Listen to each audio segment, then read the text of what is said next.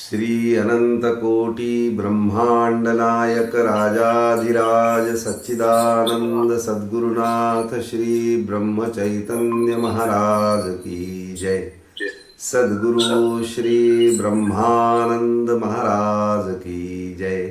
जय जय रघुवीर समर्थ। सर्वप्रथम ज्यांच्या मुखातून भगवद्गीता उद्धृत झाली, ज्यांनी अर्जुनाला सांगितली, त्यांच्या चरणांवर मस्तक ठेवूया, त्यांना मनोमन नमस्कार करूया। भगवान श्रीकृष्णाच्या भावविश्वात जितक्या लवकर आपल्याला जाता येईल तेवढं आपल्या कल्याणाचं आहे। म्हणून भगवान श्रीकृष्णांना नमस्कार करूया। त्यांच्यासोबतच त्यांच्याशी पूर्णपणे एकरूप झालेला त्यांचा सखा अर्जुन याला वंदन करूया। आपल्यालाही अर्जुन भावात आणि त्या मार्गे कृष्ण भावात जायचं आहे। म्हणून अर्जुनही आपल्याला पूजनीय थोर आदर्श आहे। त्यानंतर ज्या ज्ञानदेव माऊलींनी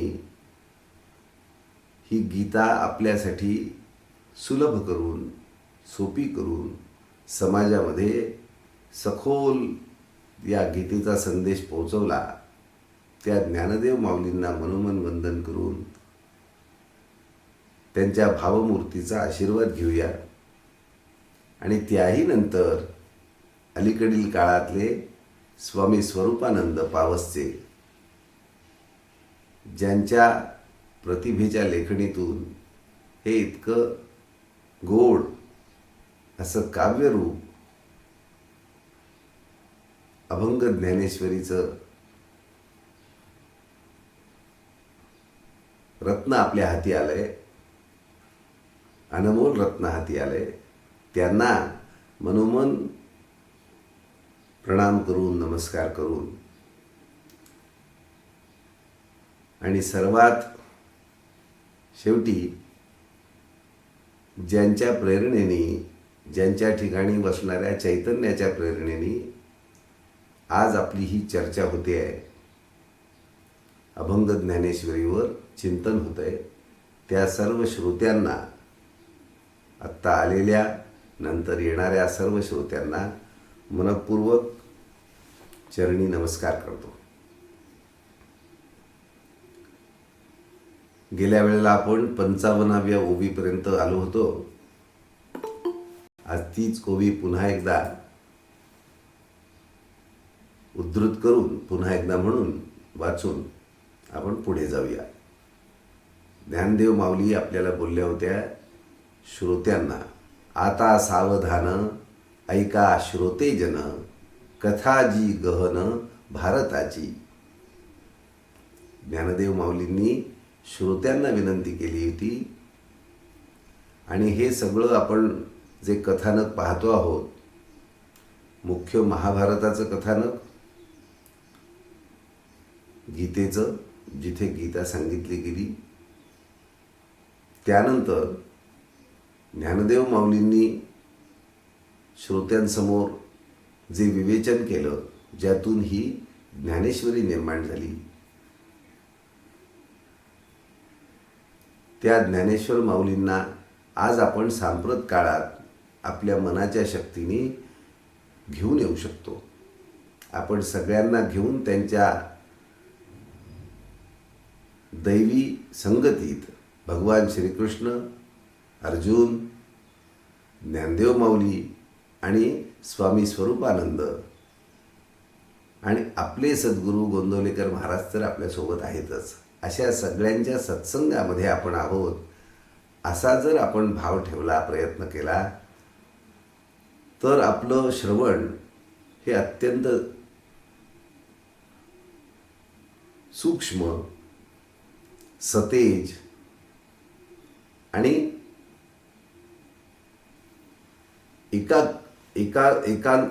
एकाग्र होणारं, म्हणजे भावाशी एकाग्र होण्याची क्षमता असणारं आपलं श्रवण होईल। आपण खरोखर त्या भावाचा अनुभव घेऊ शकू, ती गोडी अनुभवू शकू. जी गोडी, सीमा नसलेली गोडी त्या गीता ज्ञानामध्ये आहे. ज्ञानदेव माऊली म्हणतात त्याचं यथार्थ आकलन आपल्याला झालं पाहिजे, ती अनुभूती आपल्याला आली पाहिजे.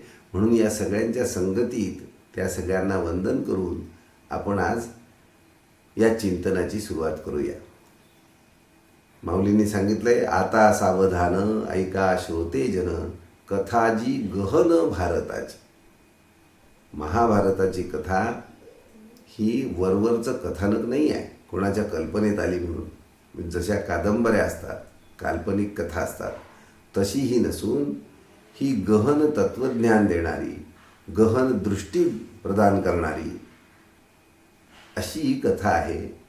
त्याची गहनता इतकी अफाट आहे की आपल्याला जितकं एकाग्र होता येईल तितकं आपण सतत होत राहिलं पाहिजे.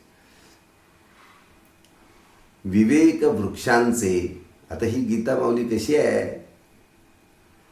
विवेक वृक्षांचे अपूर्व उद्यान, कौतुकांची खाणं सकलही. म्हणजे यातनं आपला विवेक, विवेक याचा अर्थ सत्य आणि असत्य यातला फरक स्पष्ट दिसणं, याचं नाव विवेक. आणि मग त्या आधारे आपलं कर्म, आपलं वागणं होणं. विवेक वृक्ष, असं विवेकाच्या विविध छटा, विवेक अनेक रूपांनी, अनेक कथांच्या माध्यमातून, अनेक प्रसंगांच्या माध्यमातून इतक्या भरभरीत स्वरूपात विवेक, अत्यंत विकसित स्वरूपात विवेक आपल्या पुढे ठाई ठाई, प्रसंगाला आपल्या पुढे उभा राहणार आहे. म्हणून त्यांनी उपमा दिली आहेत विवेक वृक्षांचे. प्रचंड असे वृक्ष विवेकरूप, विविध प्रकारचे प्रसंग, मानवी जीवनात येणाऱ्या सर्व प्रसंगांचा समावेश महाभारतात आहे. आणि त्या वेळेला विवेकाचं वागणं कसं असतं, विवेकी मनुष्य कसा वागतो, विवेक दृष्टी कशी असते, याचं उत्तम उदाहरण प्रत्येक प्रसंगातून आहे. म्हणून त्याचं रसग्रहण आपल्याला करता येण्यासाठी आपली ही मोठी सत्संगतीची मैफिल भगवान श्रीकृष्णांपासून सगळे स्वामी स्वरूपानंदांपर्यंत, गोंदवलेकर महाराजांपर्यंत सगळे आपल्यासोबत आहेत. अशा या विवेक वृक्षांच्या अपूर्व उद्यानात आपल्याला आता जाण्याची संधी आहे. कौतुकांची खाण सकलही, ठाई ठाई कौतुक वाटेल असे प्रसंग आहेत. म्हणजे मानवी विवेकाची, सद्वर्तनाची परिसीमा एका बाजूला आहे. सर्व अष्टांग परिपूर्ण असं सद्वर्तन, सर्व सुखांचे जी असे जन्मस्थान, की महानिधान प्रमेयांचे. ही गीता कशी आहे? ज्याच्या सखोल अध्ययनाने, वारंवार अध्ययनाने आपल्या चित्तामध्ये विवेकाचा असा प्रकाश पडतो की जिथून सुख कधी मागेच हटत नाही. सुख सतत तिथे राहतं, अखंडपणे सुख राहतं. म्हणून ती सुखाचं जन्मस्थान आहे. कोणत्या सुखाचं आहे? सर्व सुखांचे जी असे जन्मस्थान, की महानिधान प्रमेयांचे. आणि मूल तत्व दर्शवणारे, सत्य दर्शवणारे अनेक प्रमेय, अनेक प्रमेय म्हणजे जशी बोधवाक्य असतात तसे बोध यात प्रकटतायत. आणि ही महानिधान आहे प्रमेयांचं. असंख्य प्रमेय अशी की ज्यातील एकाची जरी आठवण आपल्याला सतत राहिली, किंवा जीवनातल्या प्रसंगात यातली जी प्रमेय आठवत राहिली, तर आपला मार्ग चुकणार नाही, आपलं समाधान भंगणार नाही, आपली शांती निरंतर राहील. अशी ही महानिधान आहे प्रमेयांचं. 9 ही रसांचा परिपूर्ण देखा, सुधा सिंधू जी का रसाळत्वे. बरं, रसाळता कमी आहे का? नाही, रसपूर्ण आहे. जीवनातले सगळे 9च्या 9 रस यात ओतप्रोत भरलेले आहेत. ही सगळी भूमिका ज्ञानदेव माऊली का मांडतायत? की आपली धारणा आपलं अवधान या कथेच्या गहन अर्थाकडे लागून राहावं, ती आपल्याला दृष्टी मिळावी, शोधदृष्टी मिळावी की मला घ्यायचं काय आहे यातनं, रसदृष्टी मिळावी, आपली रसपरीक्षाची सिद्धता व्हावी, आपल्याला ती परीक्षा करता यावी, यासाठी याचं महात्म्य सांगतायत. यात काय काय मिळणार आहे तुम्हाला, किती धन संपत्ती रत्न हिरे माणकं मिळणार आहेत, त्याचं वर्णन आधी करतायत. म्हणजे मग श्रोते स्वाभाविकपणे सावध होतात. सर्व विद्यांचे जी असे मूळ स्थान, मोक्षाचे निधान प्रकटले. सर्व विद्या म्हणजे म्हणतात ना, अध्यात्मसिद्धी झाली की मनुष्याला अज्ञात असं या ब्रह्मांडामध्ये काही राहत नाही. त्यामुळे सहजता जी येते, त्यामुळे सर्व विद्या त्याच्या अधीन होतात.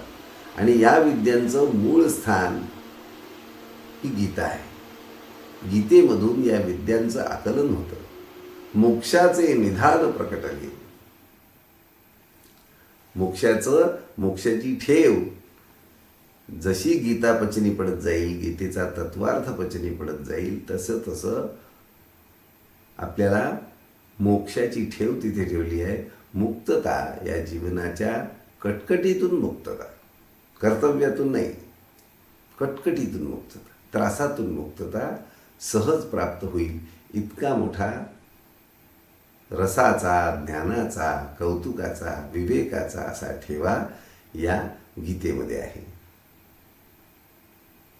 किंवा जी का सर्व शास्त्रासी आधार, धर्माचे माहेर सकलही. ह्या एकट्या गीतेमध्ये सर्व शास्त्रांचा आधार दडलेला आहे. सर्व शास्त्र या गीताशास्त्राच्या आधारावर विकसित झालेली आहेत. आणि सर्व धर्मांचं म्हणजे मनुष्य जन्मामध्ये धर्म म्हणून म्हणतात, देह धारण झाल्यानंतर जी कर्म धर्मस्वरूपात आपल्या वाट्याला येतात, त्या संबंधीचं संपूर्ण ज्ञान, विवेकसहित ज्ञान आपल्याला इथे केवळ गीतेमध्ये लाभतं. सगळ्या धर्मांचं, सर्व प्रकारच्या कर्तव्यांचं, सर्व प्रकारच्या सत्कर्माचं, सर्व प्रकारच्या पुण्यकार्याचं, कर्माचं ज्ञान गीतेमधनं सहज प्राप्त होतं. किंवा शारदेच्या शोभा, रत्नांचे भांडार, नातरी जिव्हार सज्जनांचे.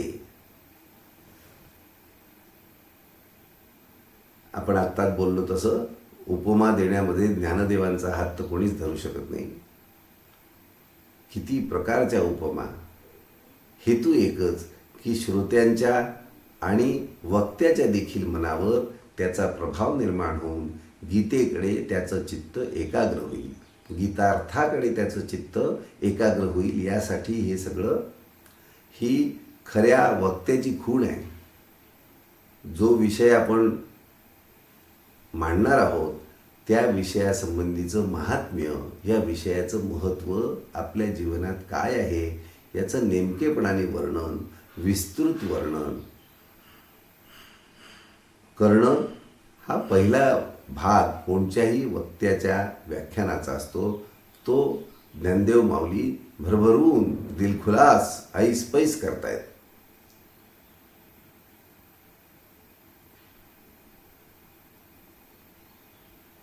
सज्जनांची जीवनकला यात तुम्हाला मिळेल, रत्नांचं भांडार मिळेल. किंवा महाबुद्धी माझी व्यासांची या, देखा स्फुरोनिया सरस्वती. त्रिलोका माझारी जाहली प्रकट, ऐशा सर्वश्रेष्ठ कथारूपे. कथा आपल्याला आवडते म्हणून कथारूपामध्ये व्यासमुनींच्या मुखी प्रत्यक्ष सरस्वती प्रकट होऊन त्रिलोकाला उपयुक्त असं ज्ञान देणारी ही गीता माऊली प्रकट झाली. काव्यराज नाव म्हणून ह्या ग्रंथा, रसा रसाळता येथोनीच.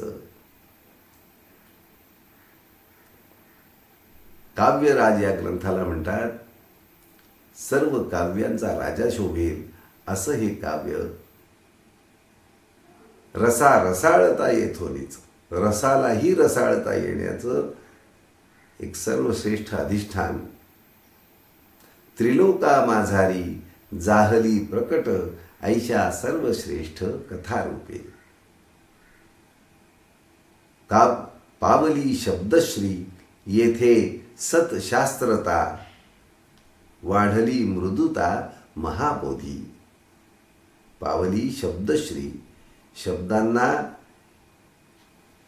सत्शास्त्राचं महत्त्व प्राप्त झालं. एक एक शब्द फार उपयुक्त. म्हणजे वक्ते जे प्रख्यात वक्ते असतात,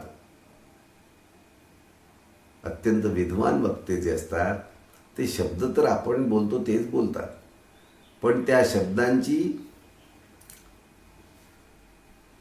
निवड कुठे कशी करायची, कोणते शब्द कुठे वापरायचे, केव्हा वापरायचे, याची कला ज्यांना अवगत असते ते वक्ते नेमके शब्द निवडतात की कमीत कमी शब्दामध्ये जास्तीत जास्त अर्थ श्रोत्यांपर्यंत पोहोचेल. तशी पावली शब्दश्री, शब्द आणि त्यातील भाव, येथे सतशास्त्रता, शब्दाला प्रत्येकाला शास्त्राचा सखोल भाव प्राप्त झालेला आहे. प्रत्येक शब्दामध्ये खोली आहे. आणि म्हणूनच आपल्या सर्वच पौराणिक ग्रंथ किंवा संतांचे ग्रंथ यांचं पारायण सांगितलं एवढ्यासाठी. एकदा वाचून लक्षात येत नाही. आणि आता आपला नेहमीचा अनुभव आहे. ज्याही गोष्टीचा नवीन परिचय होतो तो पहिल्या भेटीमध्ये, पहिल्या प्रसंगी पूर्ण होतच नाही. खरं तर तो आयुष्यभर पूर्ण होत नाही, पण पूर्णतेकडे जात राहतो जर संग नेहमी घडत असेल. म्हणून सत्संगाचं महात्म्य, निरंतर अखंड जीवन आहे तोपर्यंत सत्संग का पाहिजे. आणि सगळ्यात उत्कृष्ट सत्संग असेल तर भगवंताच्या स्मरणाचा, नामस्मरणाचा. म्हणून तो जरी ठेवला तर त्याचा प्रभाव माझ्या जीवनावर, माझ्या बुद्धीवर, चित्त मन बुद्धीवर सत्संगाने होतो. म्हणून तो संग निरंतर ठेवा असा आग्रह, प्रेमाचा आग्रह संत मंडळी करत असतात. चातुर्यते येथे शहाणे जाहले, प्रमेय नटले गोडपणे. चातुर्याला शहाणपण आलं आणि जी प्रमेय, मूलतत्व, बोध सांगितले ते गोड झाले. सुखाचे सौभाग्य पोसले ह्या ठाई, थोरपणा येई उचितासी.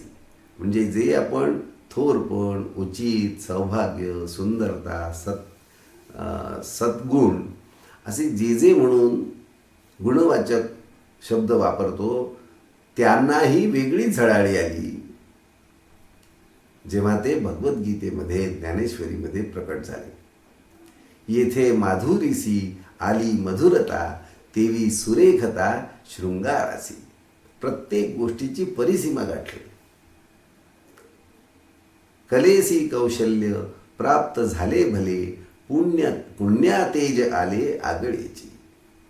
गीतेचं महात्म्य आपल्या मनी ठसावं म्हणून ज्ञानेश्वर माऊली कमाल करतायत. आपल्याला त्याचं महात्म्य नीट लक्षात यावं, कमीत कमी त्याचं आकर्षण वाढावं म्हणून हा सगळा विस्तार सुरुवातीचा गीता महात्म्याचा ज्ञानदेव माऊली करतायत. जन्मे जयाचे म्हणोनी निशेष, हारपले दोष अनायासे. त्याचा उपदेश झाल्यावर जन्मे जयाचे सगळे दोष हारपले. पाहता क्षणिक, आणि तेच बरोबर आपल्या बाबतीत होणार आहे. आपणही एक प्रकारे जन्मेजयच आहोत. ज्या ठिकाणी काही ना काही दोष चित्त मनबुद्धीमध्ये हजर आहेत, अस्तित्वात आहेत, तोपर्यंत आपण जन्मेजय, अर्जुन, जी जी पात्र इथे येतील त्या त्या पात्रामध्ये कमी अधिक प्रमाणात आपण प्रकट आहोत, आपणही त्याचं प्रतिनिधित्व करतोय हे लक्षात घेऊन असा त्यांचा सत्संग घेऊन, म्हणजे होता होता दुर्योधनाचाही सत्संग होईल की काय नको पाहिजे, कसं वागायला नको, कशी वृत्ती नको, याचंही आपल्यापुढे उदाहरण पाहिजे. आणि त्या अर्थाने जसं गुलाबाच्या झाडामध्ये त्याचं ते खोड, फांद्या, त्याला काळपट अशी पानं, त्याला काटे आणि मग गुलाबाची फुलं, असा सगळा संसार त्या झाडाचा असतो. सगळे कुटुंब त्या झाडाचं तिथे असतं. त्याच्यामध्ये काटेही असतात, पण काट्यांचंही प्रयोजन आहे, फुकट कोणचंच नाही आहे. तसं हे सगळं महाभारताचं कथानक, त्यात ती आपल्याला सात्विक वाटणारी पात्र, तामसिक वाटणारी पात्र, राजसिक वाटणारी पात्र, हे सगळं एकत्र मिश्रण सुंदर आहे. हा सौंदर्याचा बोध आपल्याला होण्यासाठी, जीवनाच्या एकत्रित सौंदर्याचा बोध आपल्या चित्तात ठसण्यासाठी हे सगळं तत्त्वज्ञान आहे मुळात. कारण हे सगळं मिळून परमेश्वराचं स्वरूप आहे, निरंतर अखंडपणे परमेश्वराचं स्वरूप आहे. आणि त्याच्या दृश्यारूपामध्ये अशी विविधता आपल्याला दृष्टीस पडते. पाहता क्षणैक रंगासी आगळे, तेज ते चढले सुरंगाचे. तेवी येथोनीच थोर भलेपणा, लाधलासे जाणा सद्गुणासी. उजळे त्रैलोक्य सूर्यप्रकाशात, व्यासमती व्याप्त विश्व तैसे. जसं सूर्य प्रकाशल्याबरोबर त्रैलोक्य उजळून निघतं, सगळीकडे स्वच्छ प्रकाश पडतो, सगळं दिसायला लागतं, तसं व्यासमती व्याप्त, व्यासांच्या मतीतून, बुद्धीतून, चिंतनातून, त्यांच्या भगवंताच्या भक्तिरूपी एकात्मतेतून जे काही काव्य बाहेर पडले महाभारताचं, त्यामुळे विश्व उजळलं गेलंय. विश्वाची बुद्धी ठाई ठाईची उजळून निघते. हा प्रकाश अजूनही सर्वत्र पोचतोच आहे, अखंडपणे पोचतोय. जसं प्रकाश सूर्याचा थेट काही येतो, काही परावर्तित येतो, तसंच गीतेचा प्रकाश पुढेही लाखो करोडो वर्ष हा असाच फैलत राहणार आहे, पसरत राहणार आहे. ब्रह्मांडाच्या कानाकोपऱ्यापर्यंत जिथे मनुष्य वस्ती आहे तिथपर्यंत हा प्रकाश जाणार आहे आणि जात राहिला आहे. चोखाळोनी भूमी, पेरियले बीज, विस्तारे सहज जैशा रीती. जसं भूमी नीट त्याची मशागत करून त्यात खत, पाणी, औषधं जे काय लागतं ते घालून मग जर बी लावलं तर ते भराभर विकास पावतं, मोठा वृक्ष त्याचा होतो. यथारुची तैसे स्वभावे सर्वार्थ, झाले प्रफुल्लित भारतीय. तसे सर्व जीवनाचे अर्थ, विविध अंगांचे अर्थ हे या महाभारताच्या भूमीमध्ये, कथानकाच्या भूमीमध्ये अत्यंत सुपिक्ती बनवलेली असल्यामुळे व्यासांच्या मतीने तिथे सर्व अर्थ असे प्रफुल्लित झालेले आहेत. सर्व अर्थ सहजपणे मानवी जीवनाच्या मूल्यांचे सगळे अर्थ हे सहजपणे प्रकट होतात आणि मग त्याचा आनंद आपल्याला प्रत्यक्ष श्रवण करताना, चिंतन करताना, वाचन करताना आपल्याला यायला लागतो. किंवा नगरात राहावया जावे, मग सभ्य व्हावे जियापरी. तैसे व्यासोक्तीचे तेज प्रकटले, तेणे उजळले सर्व काही. तारुण्णी बहर दिसे आगळाच, स्त्रियांअंगी साच सौंदर्याचा.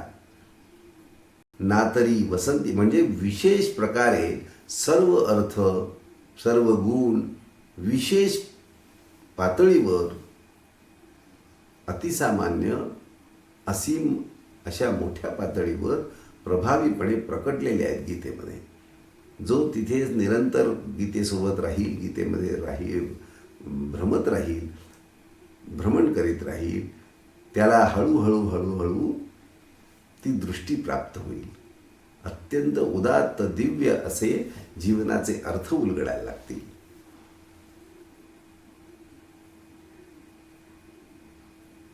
तैसे व्यासोक्तीने होता अलंकृत, होय शोभा प्राप्त कोणातेही.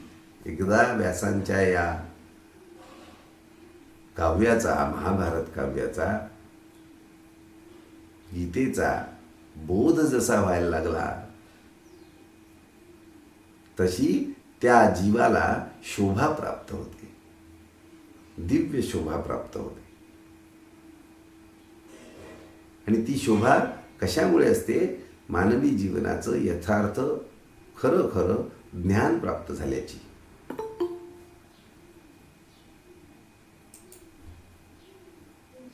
म्हणून या वाटे इतिहासे काय, घेतला आश्रय भारताचा. असं प्रत्येकाला अत्यंत लाभकारी असं हे काव्य, गीता काव्य, यांनी त्या इतिहासाचा आश्रय घेऊन, ज्या काळामध्ये भगवान श्रीकृष्णांचा अवतार होता, त्या काळामधल्या सर्व कथानकाचा मागोवा घेत अत्यंत ज्ञानदायिनी अशी गीता निर्मिती झाली, महाभारत काव्य निर्माण झालं. देखा जे जे महा भारती नाढळे, शोधिता न मिळे त्रैलोक्यते. ब्रह्मांडाबद्दलचं संपूर्ण ज्ञान महाभारतामध्ये कथानकाच्या रूपात असेल, पण भरलेलं आहे, काठोकाठ भरलेलं आहे, पुरेपूर भरलेलं आहे. म्हणून काय म्हटलंय, माऊली म्हणतायत, देखा जे जे महाभारती नाढळे. जे महाभारतात नाही ते इतर कुठेही मिळणं शक्य नाही, त्रैलोक्यात कुठेही मिळणं शक्य नाही. म्हणजे सर्वच्या सर्व ज्ञान पूर्ण ब्रह्मांडाचं या महाभारतामध्ये कथानकांच्या रूपामध्ये, रंजक रूपामध्ये भरलेलं आहे. म्हणून या ऐसे बोलती यथार्थ, असे व्यासोच्छिष्ट जगत्त्रय.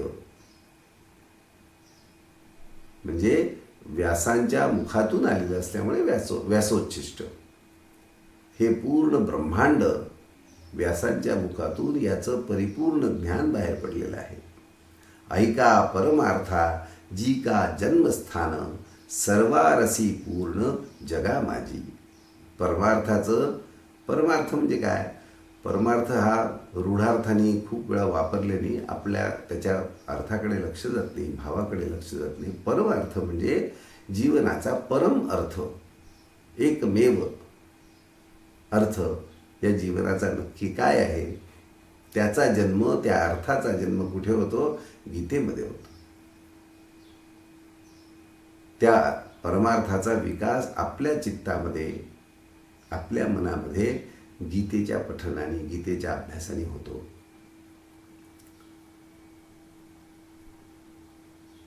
ऐसी सर्वोत्तम शुद्ध अनुपम, जी का मोक्षधाम अद्वितीय. वैशंपायन तो मुनी तीच कथा, सांगे नृपनाथा जन्मे जया. जो का भारताचा सुगंध पराग, विख्यात प्रसंग गीता नामे. यादवांचा राणा प्रभू कृष्णनाथ, संवादला जेथ अर्जुनाशी. त्या युद्ध प्रसंगामध्ये भगवान श्रीकृष्ण साक्षात परमार्थाचा पूर्ण शुद्ध अवतार, परमार्थ सतत चित्तामध्ये संपूर्णपणे स्पष्ट. परमार्थ म्हणजे परम अर्थ, परम सत्य, हे परिपूर्ण सतत प्रकट असलेला आपला आदर्श, की ज्या स्थितीत आपल्याला हा देह असतानाच जायचं आहे, म्हणजे नाहीसं होऊन जायचं आहे आपलेपणाने, मीपणाने. यादवांचा राणा प्रभू कृष्णनाथ, संवादला जेथ अर्जुनाशी. म्हणून आपण देखील अर्जुनाच्या भूमिकेत कमीत कमी जाऊन भगवंताचा जो संवाद तो आपल्यासाठीच फक्त सांगितला आहे. 100% आपल्यासाठी आहे असं मानून त्याच्यामध्ये जितकं डुंबता येईल, जितकं आत खोल जाता येईल तितकं गेलं पाहिजे, किंवा असं मानून तरी निश्चित राहिलं पाहिजे. व्यासे मंथोनिया वेदांचा सागर, काढिले अपार नवनीत. म्हणजे वेदांमध्ये भगवंताविषयीचं ज्ञान प्रकट झाल्यानंतर त्याचं घुसळण करून, मंथन करून व्यासांनी हे गीतेचं नवनीत काढलंय. ज्ञानाग्नीच्या योगे कढविता विवेके, पावे परिपाके साजूकता. जसं त्या लोण्याचं, नवनीताचं तूप करतात, त्याला ज्ञानाग्नीच्या योगे, भगवंताविषयीची एकात्मता, एकरूपता, एकतानता हेच खरं ज्ञान. म्हणजे परमात्मा भगवान श्रीकृष्ण हाच फक्त सर्वांतर्यामी आहे, सर्व ठिकाणी तो विविध रूपांमध्ये प्रकट आहे. हा भगवंताच्या विषयीचा एकात्म भाव, सृष्टीविषयीचा एकात्म भाव ध्यानात धरून जर हे नवनीत आपण ग्रहण केलं तर ते कढवलं जातं. हा ज्ञानाचा अग्नी म्हणला जातो, ज्यामुळे सगळे भ्रम, सगळे दोष, सगळं अज्ञान तत्काळ जळून जातं. आणि मग या अग्नीवर हे नवनीत म्हणजे ही कथा ऐकली, हा संवाद ऐकला भगवान श्रीकृष्ण आणि अर्जुनाचा, तर आपल्याला त्यातला साजूक तुपासारखा सारभूत अर्थ प्राप्त होतो. घटनांवर आपलं लक्ष अडकून न राहता, घटनांमध्ये आपलं मन अडकून न राहता आपल्याला त्याचा परिपूर्ण अर्थ कळत जातो, त्याचा आस्वाद मिळतो. इच्छिती विरक्त भोगिती जे संत, ज्ञाते रमती जेथ सोहम भावे. म्हणजे जे संत नेहमी इच्छा करतात, जे विरक्त नेहमी इच्छा करतात, आणि जे ज्ञाते लोक, ज्ञानाची साधना करणारे लोक जिथे रमतात, तो सोहम भाव आपल्याला प्राप्त होतो. सोहम भाव म्हणजे तूच आहेस, तूच सगळीकडे विराजमान अस्तित्वात आहेस, प्रकट आहेस. हा भाव आपल्याला त्यातनं प्राप्त होतो. करावे श्रवण जे का भक्तजनी, जे का त्रिभुवनी आदी वंद्य. बोलिले ते थोर भारताचे सार, प्रसंगानुसार भीष्म पर्वी. वाखाणिती ज्यास शिव ब्रह्मदेव, भगवद्गीता नाव सुविख्यात. सेविती जे नित्य सनकादिक मुनी, विनम्र होऊनी अत्यादरे. या जीवनामध्ये ग्रहण करण्यासारखं हे केवळ हा परमार्थच आहे. परमार्थामध्ये राहणं हे अत्यंत तृप्तीमध्ये, अत्यंत रसपूर्ण जीवनात राहण्यासारखं आहे. शरद ऋतू माझी चंद्रकलेतील, कणजे कोमल अमृताचे. करोनिया मन मृदुल आपुले, चकोराची पिले वेचिती ते. हळुवारपणे, बाकी कुठेही धक्का न लागू देता ती चंद्रकिरण चकोराची पिलं वेचतायत. फार सुंदर उपमा दिलेली आहेत. यातला भावार्थ असा की अत्यंत हळुवारपणे बरोबर तेवढंच ग्रहण करणं, बाकी सगळीकडे आकार प्रकारांकडे, घटनांकडे दुर्लक्ष करणं, ही विवेकदृष्टी गीतेच्या भक्ताला प्राप्त होते. परमार्थी माणसाला, परमार्थी साधकाला प्राप्त होते.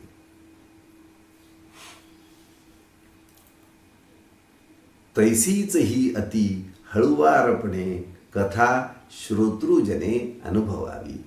खूप हळुवारपणे, लक्षपूर्वक, अत्यंत प्रेमपूर्वक. जिथे प्रेम आहे तिथे एकाग्रता स्वाभाविकपणे प्रकट होते, निर्माण होते. म्हणून त्या एकाग्रतेने वाचावी.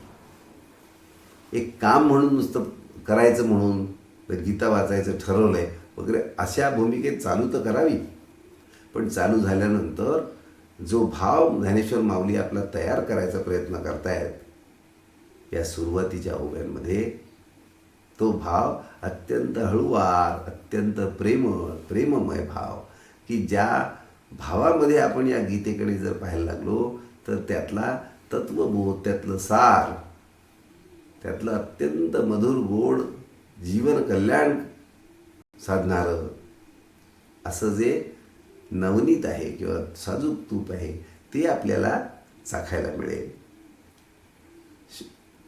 तैसीच ही अति हळुवारपणे कथा श्रोतृजने अनुभवावी. मनोमन खुश होऊन, प्रसन्न होऊन, आनंदित होऊनच श्रवणाला बसावं. आपण केलं तर होतं आपल्याला प्रयत्न, जर आपल्याला लक्षात जर आलं की मला हे अत्यंत श्रद्धेने, प्रेमाने, आनंदाने ऐकायची आहे, वाचायची आहे, समजायची आहे, तर या प्रयत्नाला काही अंशी तरी फळ येतच येतं आणि आपल्याला निष्कारण आनंदाचा अनुभव घेता येतो. मुकपणे येथे करावा संवाद, घ्यावा रसास्वाद अतींद्रिय. इंद्रियांच्या पलीकडचा रसास्वाद आहे.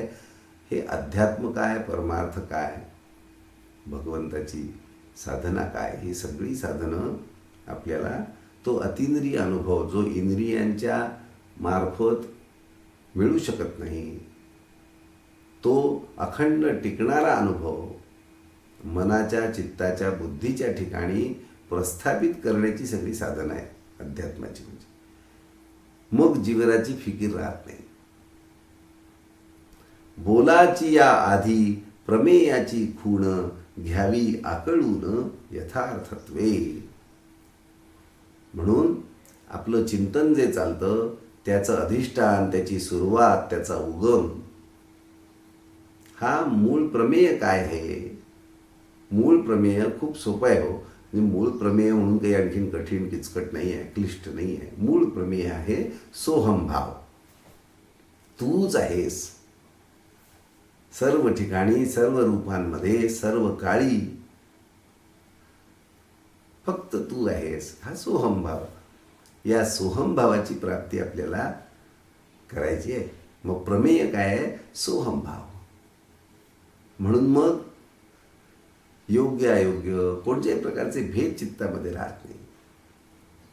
हवं नको अशा सगळ्या देहबुद्धीच्या भावांना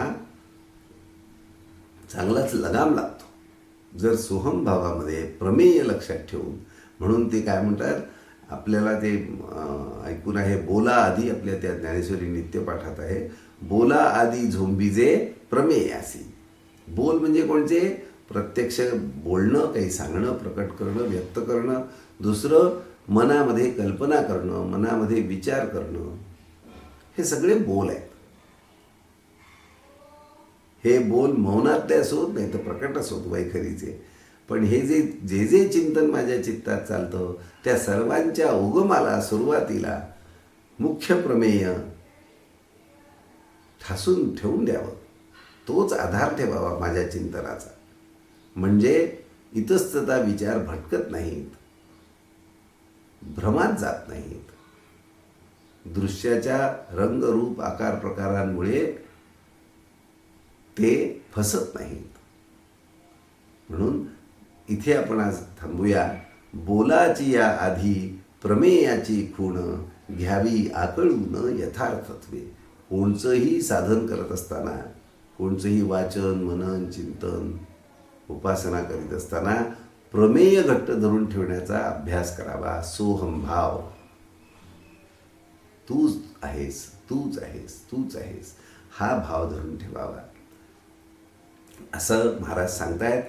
हे आपल्याला सर्व जीवनामध्ये उपयोगी पडणार आहे. केवळ गीतेचा अभ्यास करताना नव्हे, ज्ञानेश्वरीचा अभ्यास करताना नव्हे, सर्व जीवनातल्या प्रसंगांमध्ये उपयोगी पडणारं हे तत्वज्ञान आहे. म्हणून बोलाची या आधी प्रमेयाची खूण, घ्यावी आकळून यथार्थत्वे. ती खूण मनामध्ये रोज रोज रोज रोज अखंडपणे उगाळून ती पूर्णपणे आपल्या बोधामध्ये उतरवावी. आपण ती निश्चित करून घ्यावी. आणि मग जीवन खरं सहज होतं आणि तो जो सहज सुखाचा आनंद आहे तो आपल्याला मिळू लागतो.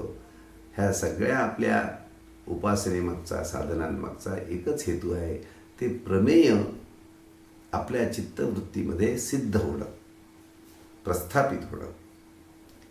ते या ज्ञानदेव माऊलींच्या आणि त्यानंतर पावसच्या स्वामी स्वरूपानंदांनी जी अभंग ज्ञानेश्वरी रूपात आपल्यापुढे प्रस्तुत केली आहे, अत्यंत गोड, अत्यंत प्रतिभाचं दर्शन होणारं, म्हणजे सात्विक प्रतिभा किती टोकापर्यंत जाऊ शकते याचं दर्शन देणारं हे अभंग ज्ञानेश्वरीचं रूप स्वामी स्वरूपानंदांनी आपल्यापुढे प्रस्तुत केलं आहे. अति गोड, वाचत राहिलं की त्याची गोडी अधिकाधिक चढत जाते, अधिकाधिक वाटत जाते. तशी गोडी आपल्या जीवनामध्ये आता अभंग ज्ञानेश्वरीच्या माध्यमातून, अध्ययनाच्या माध्यमातून, चिंतनाच्या माध्यमातून निश्चित प्रस्थापित होईल, अशी या सगळ्या संत मंडळी, भगवान श्रीकृष्ण यांच्या चरणी आपण मनोमन प्रार्थना करूया. त्यांनी लगेच आपल्याला आशीर्वाद दिलेलेच आहेत. आणि मग आपण पुढच्या क्रमशः चिंतनाला पुढच्या रविवारी सकाळी 7 वाजता एकत्र जमूया. कृष्णा कृष्णा कृष्णा. माऊली पांडुरंग.